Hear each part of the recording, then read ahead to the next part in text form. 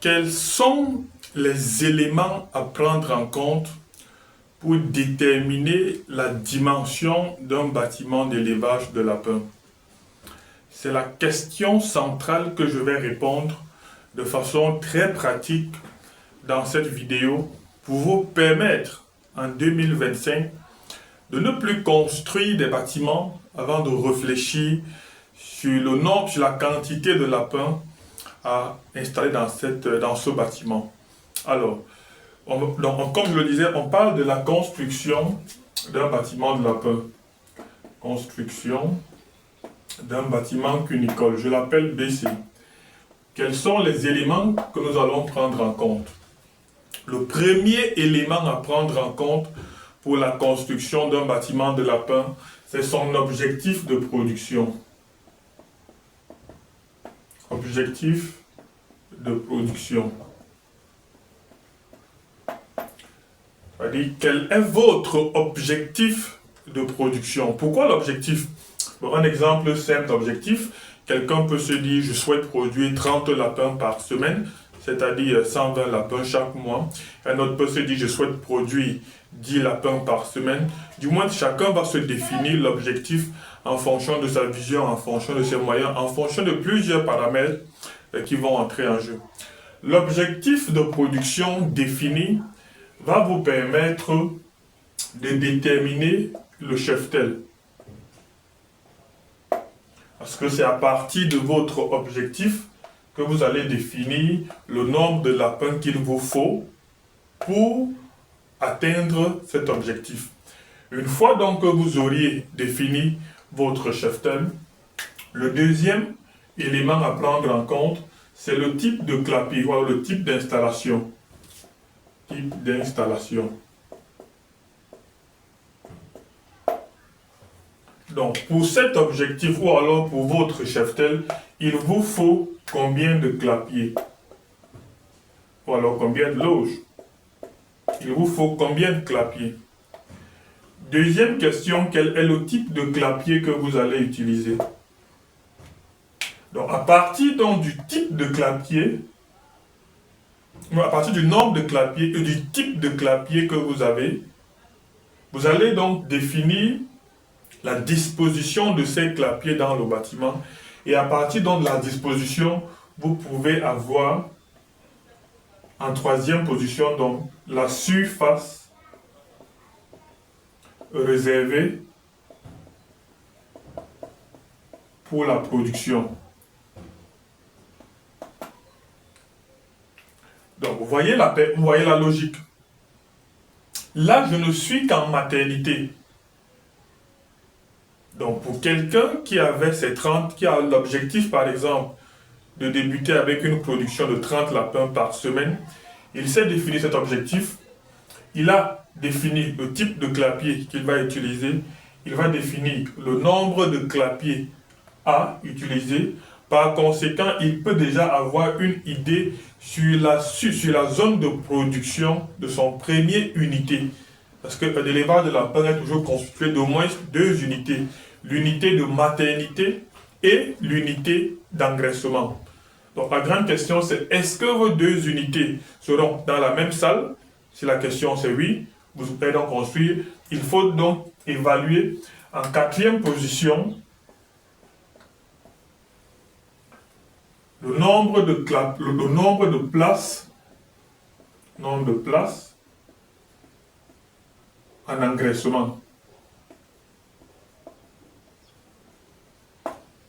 C'est-à-dire, pour atteindre donc cet objectif, il vous faut combien de places en engraissement après avoir défini donc votre espace de maternité. Du nombre de places donc en engraissement, vous auriez une idée également sur la surface que l'espace engraissement va prendre. Si vous avez donc la surface de l'espace maternité et la surface de l'espace engraissement, vous pouvez déjà, pour un débutant, connaître la superficie de votre bâtiment, de votre salle de production. On peut aller plus loin. Pour votre objectif, vous auriez besoin d'une quantité précise de lapins. Appelons-la X, ou alors disons 20. Je suppose que pour mon objectif, il me faut 20 lapines.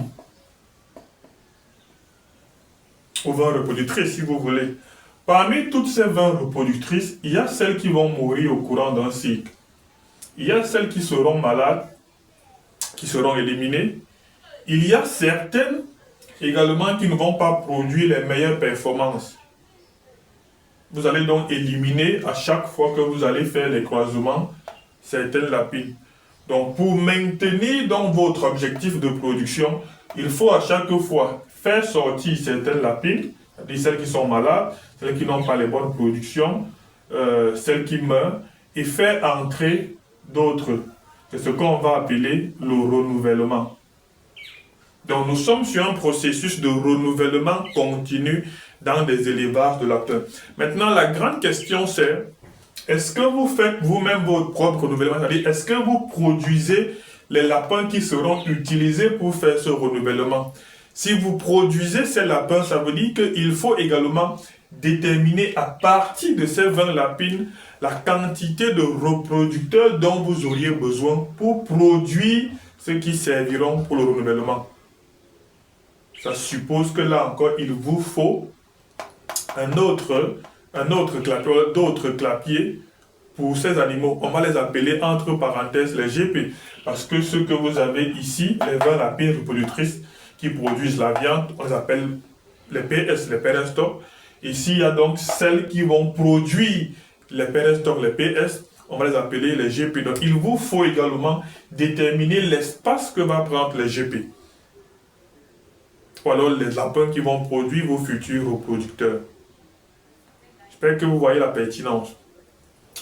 Quelqu'un d'autre peut décider ne pas produire ses futurs reproducteurs dans son élevage. C'est-à-dire, à chaque fois qu'il veut faire le renouvellement, il va retirer ses lapines, il va acheter d'autres lapines pour installer, c'est-à-dire pour remplacer celles-ci.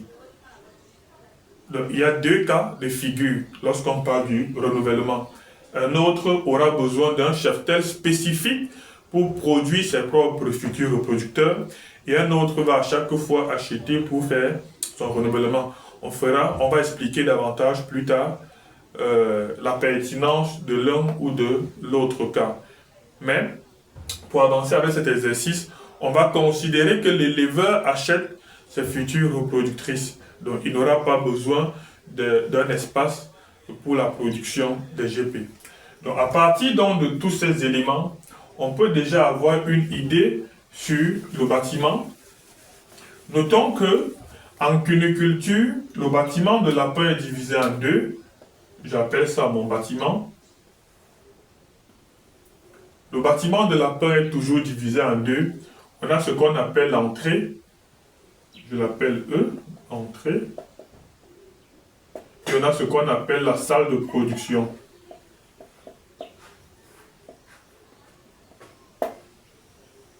Vous voyez que ici, bon, je peux mettre salle de production 1. Je peux mettre ici salle de production 2. Vous voyez que là, à peu près, j'ai fini. J'ai là une idée sur mes bâtiments. Alors, ici, ça je l'appelle espace maternité. Donc ça, c'est la surface. Donc ici, j'aurai mes clapiers pour les femelles. J'aurai des clapiers pour les mâles, en tenant compte de la disposition des clapiers, du type de clapier, des espaces entre les couloirs. Donc c'est à partir de l'objectif de production que je réussis donc à définir une longueur pour cet espace et également une largeur. Tout en prenant compte également de l'entrée du bâtiment. Généralement, c'est à l'entrée qu'on peut avoir un bureau, on peut avoir un magasin. Ici, on aura ce qu'on appelle le sas au milieu, c'est-à-dire où il y aura la pédiluve, les vêtements pour la rechange, tout ce qui est matériel de désinfection, tout ce qui est matériel de prophylaxie sanitaire. Donc, comme je le disais à l'entame, les deux, donc, on peut avoir dans un même bâtiment, donc, l'unité de maternité et l'unité d'engraissement. Quelqu'un d'autre, ça c'est le système de production semi-plein, semi-vide. Donc ici j'aurai tous mes clapiers d'engraissement. Ici je n'ai que les clapiers de maternité, donc je suis dans une maternité fixe. Donc un autre éleveur peut décider d'avoir deux bâtiments séparés. Donc on peut avoir quelque chose comme ça. On a un autre bâtiment ici. Et ici par exemple on peut avoir un couloir. Et au couloir on a toujours ce qu'on appelle un sas. Ici ça va être la porte de sortie. Ici c'est la porte d'entrée. Il faut également noter qu'en cuniculture, lorsqu'on va comme ça, on ne revient plus. Non, ce qu'on appelle la marche en avant. Donc je quitte le matin à l'entrée là, je me nettoie, j'entre dans l'espace maternité, je commence le travail par les portes les plus sensibles, je traverse ce couloir, je vais dans mon sac, je me nettoie, je vais en engraissement, après l'engraissement, je ressors. Je ne rentre plus de ce côté. Donc voilà quelques éléments, comme on disait, qui peuvent vous permettre de définir les dimensions de votre bâtiment. Maintenant, vous aurez deux cas de figure. Généralement, c'est ceux qui travaillent en tout plein, tout vide, qui ont deux salles. À chaque fois, les femelles sont transférées ici et le cycle continue. Ça, c'est le système le plus rencontré dans notre environnement en Afrique. C'est-à-dire, on a une maternité fixe et on a des salles d'engraissement. Donc là également, c'est le même système. Donc vous voyez qu'après l'entrée, j'ai ma salle de production, ma salle de maternité, engraissement. Après l'engraissement, idéalement, je dois avoir une porte de sortie pour aller dans la zone salle. Donc voilà à peu près comment est-ce qu'on peut situer un bâtiment d'élevage de lapins. Voilà quelques éléments qui peuvent vous permettre de définir les dimensions de votre bâtiment. Donc, il n'est plus question de construire un bâtiment avant de réfléchir à la quantité de lapins qui vont entrer à l'intérieur. Donc, je me répète en guise de résumé. 1. L'objectif de production. 2. On définit le nombre de reproducteurs, le nombre de repros à partir de l'objectif. 3. On calcule le nombre de clapiers pour chaque espace, maternité et engraissement. 4. On choisit une disposition et le type de clapier, disposition des clapiers. 5. Donc, on peut définir les dimensions de son bâtiment, ou alors de ses unités de production, une unité de maternité et une unité d'engraissement. Donc, j'espère que cette vidéo, elle vous a apporté un plus. Et pour ceux, nous sommes en début d'année. Comme je l'expliquais déjà, la première formation pour cette année, elle a lieu, elle débutera à partir du 13 janvier. Donc, vous aurez un lien sous cette vidéo pour vous permettre de rejoindre le groupe de préparation.